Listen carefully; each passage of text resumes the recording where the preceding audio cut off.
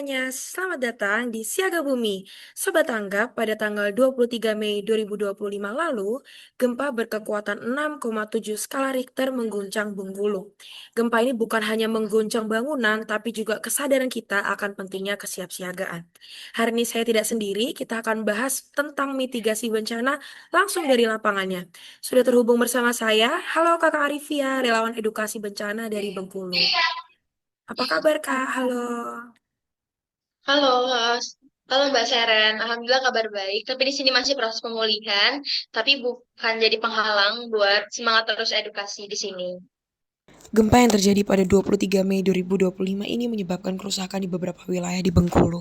Beberapa rumah warga rusak, aliran listrik sempat padam dan warga terpaksa mengungsi ke area yang aman. Meski tidak menimbulkan tsunami, gempa ini cukup mengagetkan karena terjadi mendadak tanpa peringatan. Nah, Kak Arifia, sebenarnya kenapa sih daerah seperti Bengkulu ini cukup sering diguncang gempa? Oke, sebenarnya Bengkulu itu lumayan sering karena secara geologis Bengkulu itu berada di zona subduksi pertemuan lempeng Indo-Australia dan Eurasia.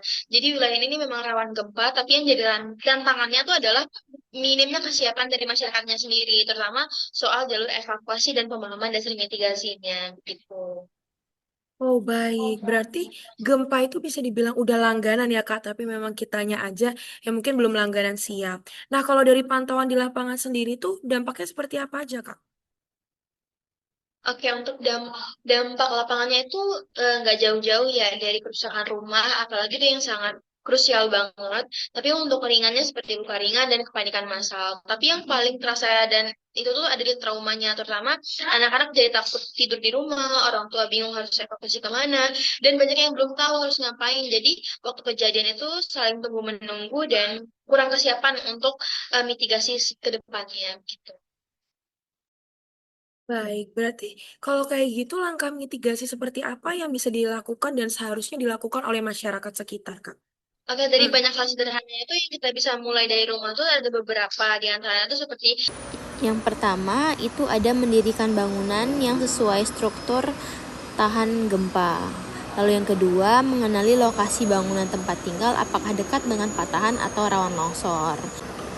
Lalu menempatkan perabot secara proporsional, serta menyiapkan peralatan P3K, serta mengenali jalur evakuasi di sekitar tempat tinggal maupun di luar. Dan tetap tenang dan segera menuju tanah terbuka saat gempa terjadi. Perhatikan daratan dari potensi retak tanah setelah gempa. Kalau lagi di kendaraan, segera turun dan jauhi wilayah pantai. Hindari bangunan yang berpotensi roboh dan lakukan pertolongan pertama pada mereka yang cedera karena bisa menyelamatkan nyawa. Wah ternyata banyak ya yang harus kita siapkan dan bahkan sebelum bencana yang terjadi tuh banyak persiapannya. betul mitigasi itu bukan soal takut ya, tapi soal tanggapnya kita, soal kesiapsiagaan kita karena bumi nggak nunggu kita siap gitu. Sobat Tanggap, belajar dari Bengkulu ini kita sadar bahwa gempa itu bisa terjadi kapan saja.